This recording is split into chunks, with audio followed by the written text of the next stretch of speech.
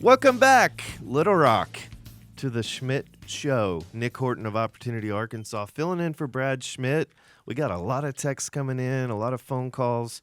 Was that a caller right there? Okay, so we may be having another call.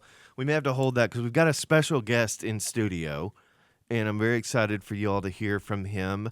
I'm not sure, Gary, have you ever been on the Schmidt Show before? Is this your first time? I've been in the studio with Neil Gladner at one time, but it's been a while. Well, welcome back. Welcome to the Schmidt Show. I've been a guest of the Schmidt Show, but this is my first time filling in, so I'm excited to be here and really glad that you were able to join us. This is Gary Newton. I didn't do an appropriate introduction, but Gary Newton of Arkansas Learns. And Gary, I want to have you on to talk about a whole host of things because as far as I'm concerned, you are the resident expert on all things education, school boards, teachers union, you name it. But just to kick us off, tell folks if they're not familiar with Arkansas Learns, not to be confused with the Learns Act, tell us a little bit about your organization and what y'all do. Yes, thank you. Like Opportunity Arkansas was asked to do this about 12, 13 years ago.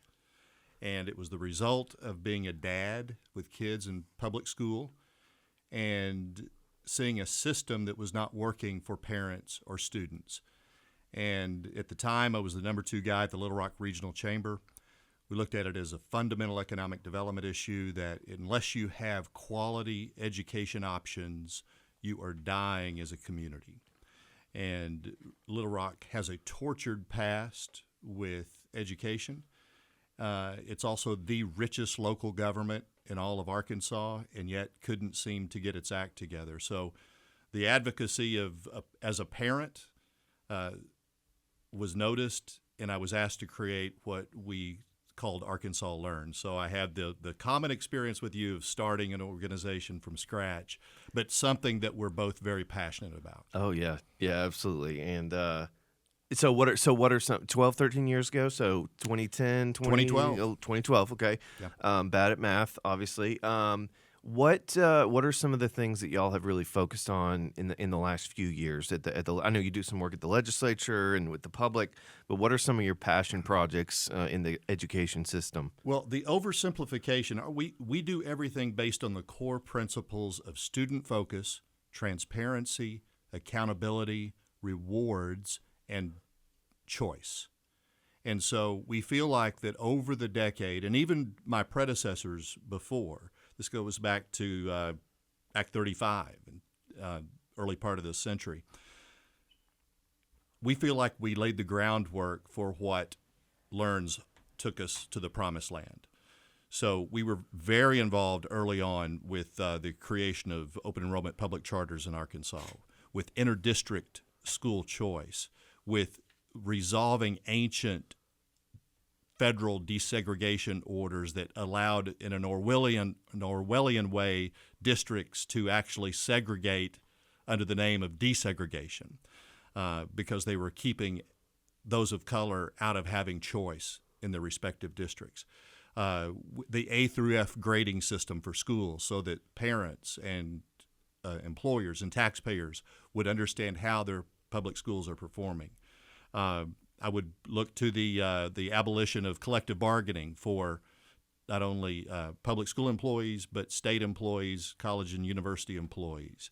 The right to quit the union, which when we inherited a system that in Little Rock you could only quit during a 2-week window, or you could risk another year of payroll deduction. I think in the union at large it was a month window, but it wasn't much better.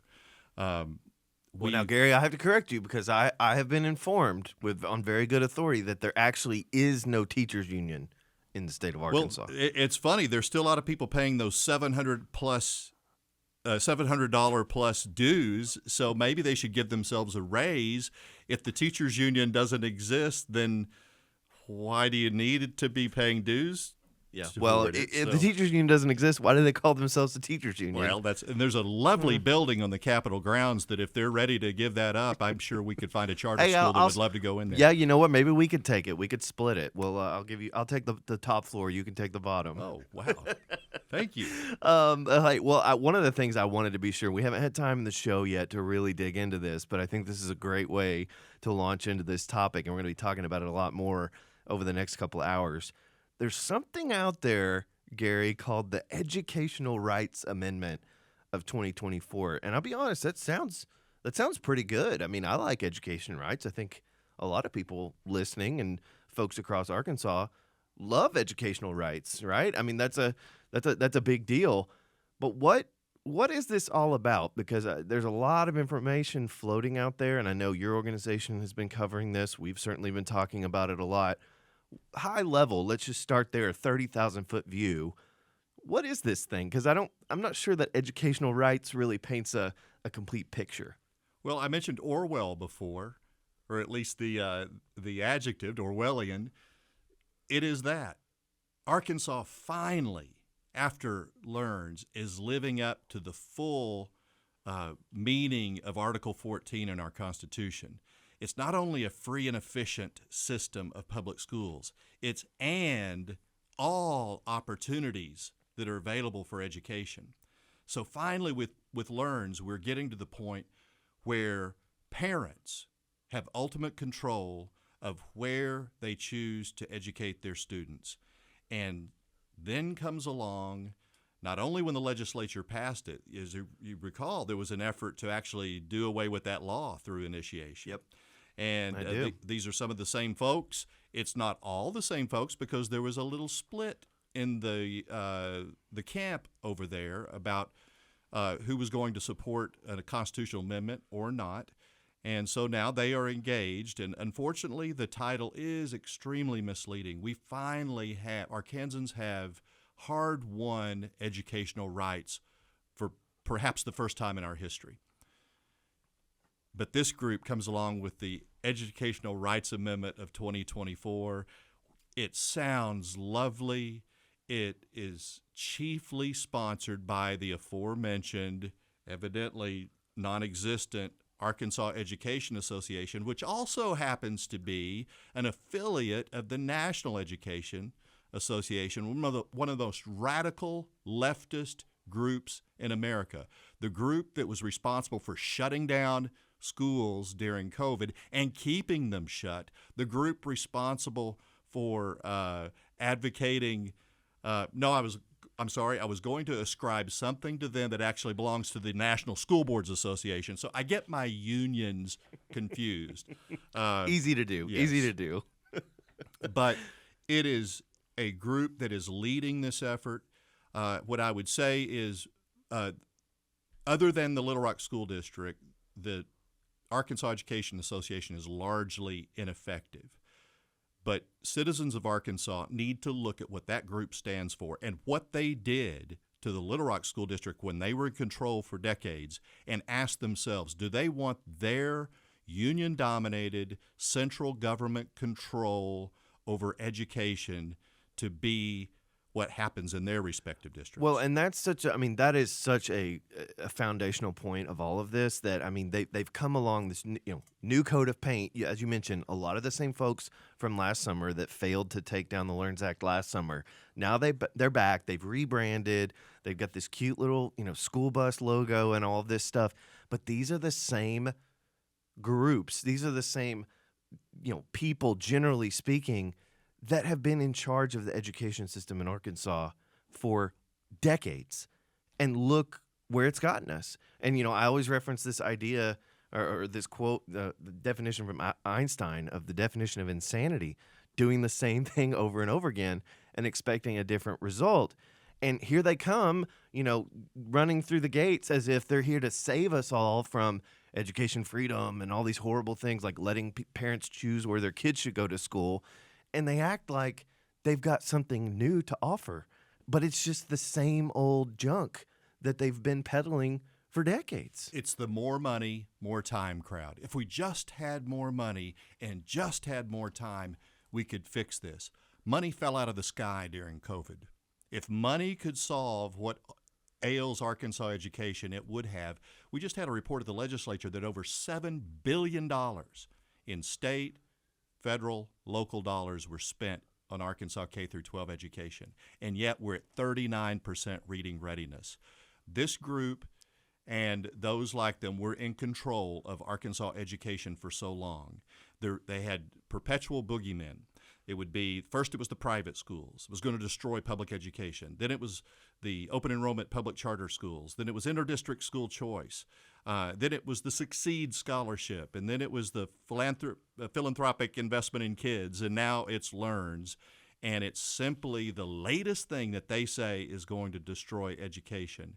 And yet, it is when the poor and the middle class finally got choice that this monopoly lost their collective minds. So really what it is people leaving this governmental monopoly and looking at all of the above, not just one choice, but all options, all of the robust options we have in Arkansas. And finally, we're at that point, and here come the petitioners and the plaintiffs. They have filed suit in Pulaski County Circuit Court to attack Learns. They can't get their story straight as All right, well. We're gonna pause right there, and we're gonna come back. We're gonna talk more with Gary Newton of Arkansas Learns. We got to go to a quick break, pay some bills. We'll be right back on the Schmidt Show.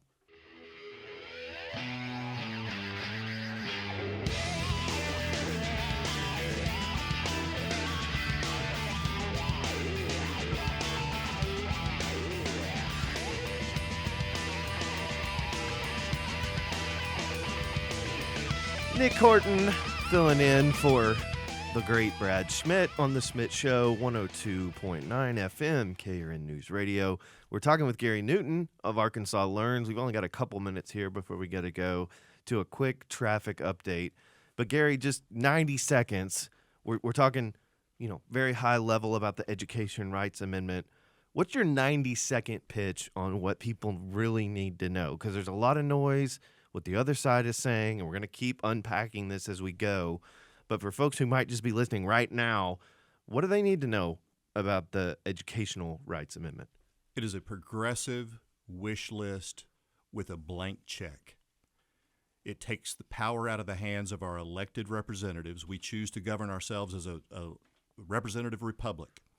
Our elected representatives would have their hands tied in determining what their vague, very general descriptions are in the measure. The most insidious part of it is it prohibits the legislature from doing anything about it, but requires them to fund it and implement it.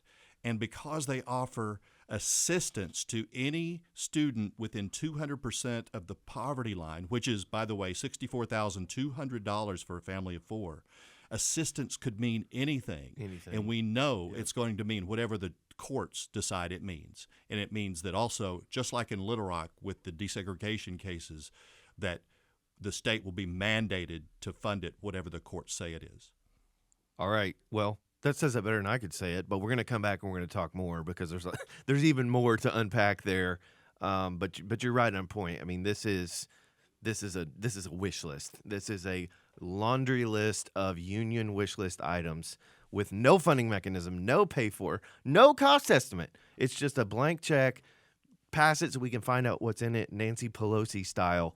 And folks, you're going to be paying for it if this becomes law. So we're going to go to a quick break, get some traffic. We'll be right back on the Schmidt Show.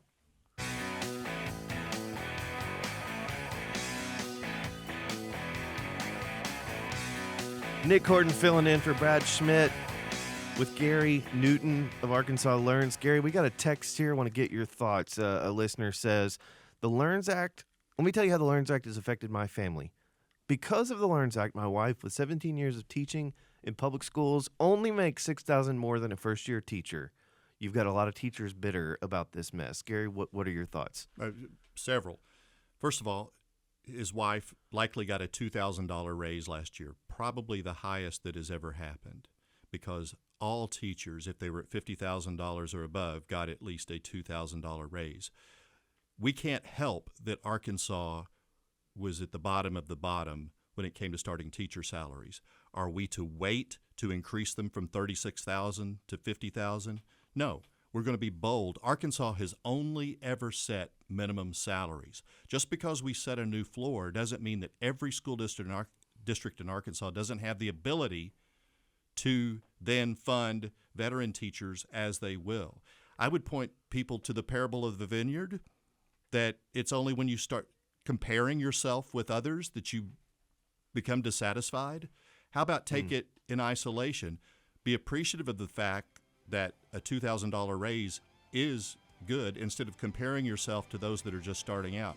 I know teachers that have taught in some districts for 28 years, the maximum, and would never have achieved $50,000 a year under that plan. All right, there you go. Celebrate. There you go, folks. We'll be back with more with Gary Newton right after this.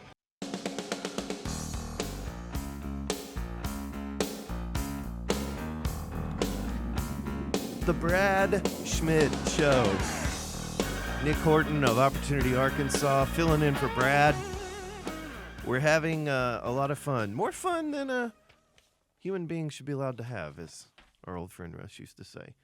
We're talking with Gary Newton of Arkansas Learns, and we're talking about all sorts of things, everything education related. But Gary, I want to circle back because we got just a limited amount of time the rest of the hour here.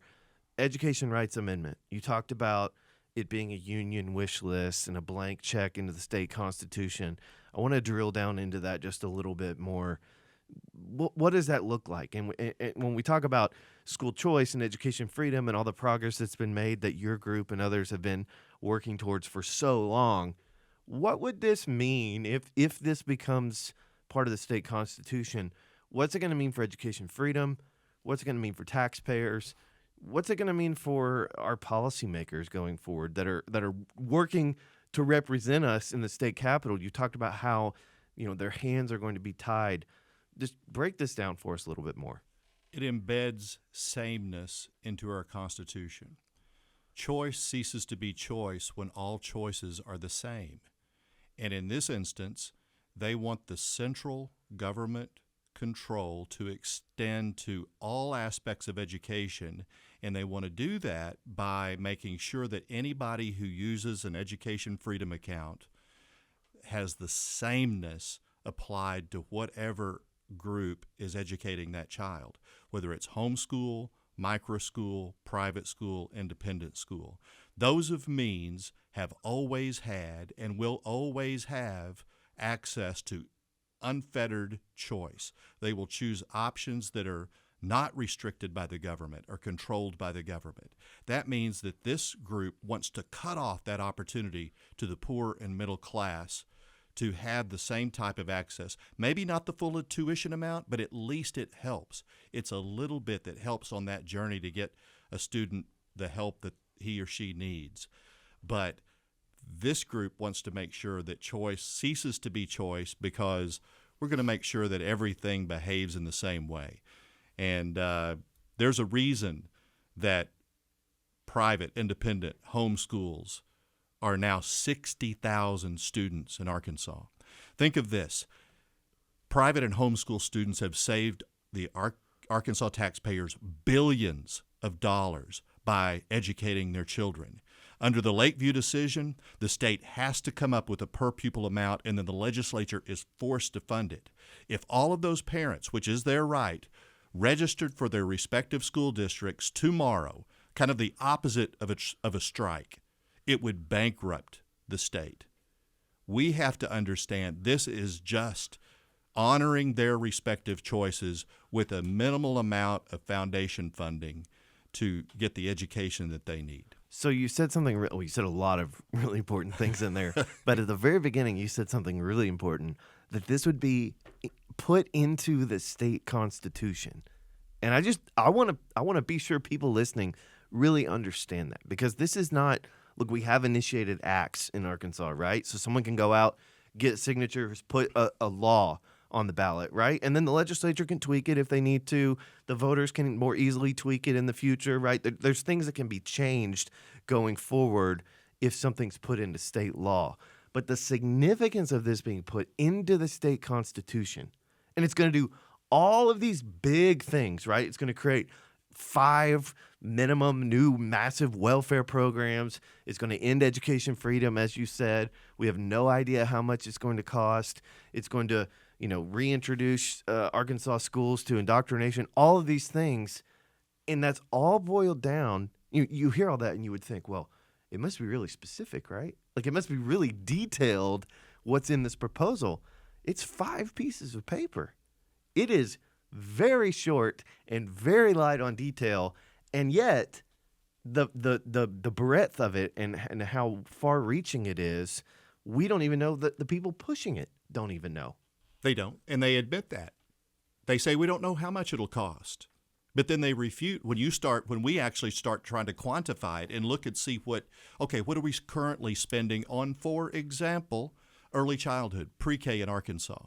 And let's take that number that we're currently funding and divide that by the number of students that are currently in pre-K. I mentioned the more money, more time crowd. Early childhood is the third leg of the stool when the left wants to do something in education. They believe that is the silver bullet to fix everything. We're big believers in early childhood education if it's quality. And in this case, Arkansas for the first time has ranked number 1 in an education category in early childhood education by Wallet Hub. And that says, based on 3 metrics, access, funding and resources, and quality. We're ranked number 1. 5 months after the enactment of LEARNS, we're number 1 in an education category. The other number 1 where we are is on starting teacher salaries as factoring cost of living. We're number 5 if you don't factor that, but we like that number 1 when you do factor.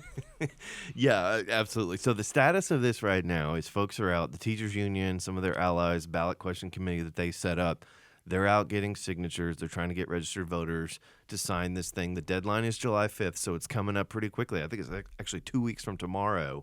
And we'll see where they end up. I think based on their own numbers, it seems like they're struggling, to say the least. But the impact of this, I think, cannot be understated. And actually, according to them, it can't be stated at all. I mean, to your point, Gary, they said in legislative committee this week, we'll play the audio in the next hour. Well, we don't know. We don't know how much it's going to cost. But what we do know for sure is that the returns will be 9-1, and that the estimates coming out from the other side, which are from us, are propaganda. It's propaganda. Exactly. And that's all they have. They've lost their mind. When you hear that phrase, our democracy, don't be shamed. Direct democracy. Direct democracy is tyranny in many ways.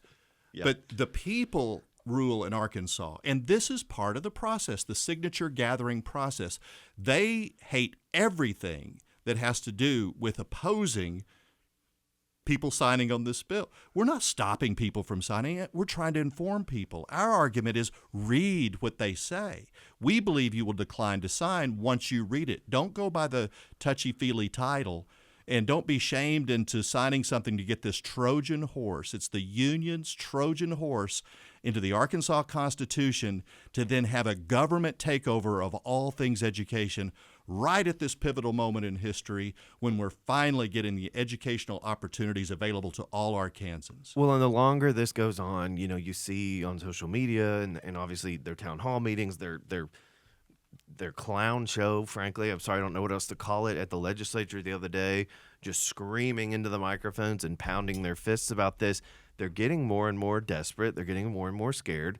And that's fine. Look, this is part of the process, right? Process. But the thing that just frustrates me so much, they're coming at us. They're coming at the other side, right? You're lying. They are handing these petitions to people outside of liquor stores and grocery stores and public libraries and anywhere else that they can go that they can find people, and they're sticking a piece of paper in your face and they're saying, sign this, it's for fairness. Sign this, it's for equal standards. Sign this, it's going to make our education system better. And to your point, we just want people to have the facts. We just want people to know. And if you want to sign it, if you think that ending education freedom and creating massive new welfare programs and putting all these new restrictions on private schools that are going to violate their religious liberty and setting us back 20, 30, 50 years in education, if you think that's the right thing to do and that's what you want, by all means, sign the petition. But don't fall for it when you're just being told it's for fairness. Exactly. It's for standards. It's the same group that was lamenting the tax cuts this week. They were actually apoplectic about the tax cuts because they believe all taxpayer dollars are theirs. That's right. And they think they can spend it better than Arkansans can. Well, and the reality is we're a balanced budget state. So there's really essentially only two ways to raise governmental funds. It's to raise taxes, be it property, income, or sales. There are others, but mainly that. Or take money, funding away from other initiatives and programs. So if we're forced to fund this progressive wish list, Arkansans are not going to like either having their taxes raised or taking money away from public safety, health care, or even teacher salaries. All right, more on that when we come back. We're going to hit traffic real quick, and we'll be back. Nic Horton filling in for Brad Schmidt. We're talking with Gary Newton. Stick around.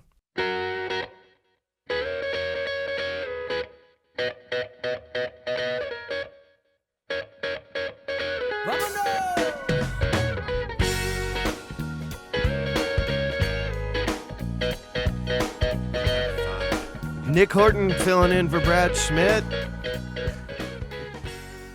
Coming in hot. All right. Hey, we've been talking with Gary Newton, a dear friend from Arkansas Learns. Gary, we were talking a lot about the Educational Rights Amendment, quote unquote. Y'all can't see my air quotes, but I'm doing it. And things that feel good and sound good. So there's something else that sounds good that's been in the newspaper a little bit lately, and I don't know that there's anyone who knows more about it than Gary Newton, and it's called Solution Tree. Tell folks a little bit about Solution Tree. Well, there are plenty of folks that know far more about it than I, but I have been interested in this. There were two things that really prompted. Solution Tree is a professional development education organization. I won't go much more into it than that, but in 2017, there was a no-bid $4 million contract with this organization. We have since, once questions were raised at Legislative Audit Executive Committee, it has been discovered that over $143 million has been spent by Arkansas taxpayers since that $4 million no-bid contract, including that, rather. So as Senator Linda Chesterfield aptly described, these are tentacles into school districts, education service cooperatives, colleges and universities, and the Department of Education, and the Arkansas Association of Educational Administrators, who got a $5 million grant from the ADE to pay its members to moonlight as Solution Tree practitioners, and, oh, by the way, funnel $3 million directly to Solution Tree. So that is one of our competitive groups. Arkansas Learns regularly goes up against the Arkansas School Boards Association, which is not run by former school board members but by former administrators, and the Arkansas Association of Educational Administrators. For them to get state funding, even though it was through ESSER funds, but it came through the state, I think that's an uneven playing field in the advocacy world. They're a C6 like we are, and it pointed out some real problems. Then we saw a year ago a full-page ad in the New York Times talking about the Arkansas Miracle by Solution Tree. I don't know who they were trying to appeal to, readers of the New York Times, but it was damning for them because they said things that were absolutely untrue, and they used Arkansas data to say it, or claimed it was Arkansas, easily refutable. So cut to that, thankfully, this administration and this secretary paid enough attention to this to ask some questions. And so the contract was up. There was up for a bid. There were several people in the bidding process. They ultimately got the contract. It was north of $100 million. You could have added up the three runners-up and still hired them all and saved $45 million, and yet this outfit got a perfect technical score and was obviously the lower in price. So just to unwind that just a little bit, they are a vendor with the state of Arkansas, yes. Correct? Solution Tree. Based out of Bloomington, Indiana. And they get $143 million in no-bid contract revenue from the taxpayers. Well, $4 million no bid from the state. Okay. But then the tentacles then it balloons. Yes. To do what? Well, I'd let them describe it to communicate better, to collaborate better, sit around and talk to each other better. It's touchy-feely, and it's anecdotal, and it makes adults feel good.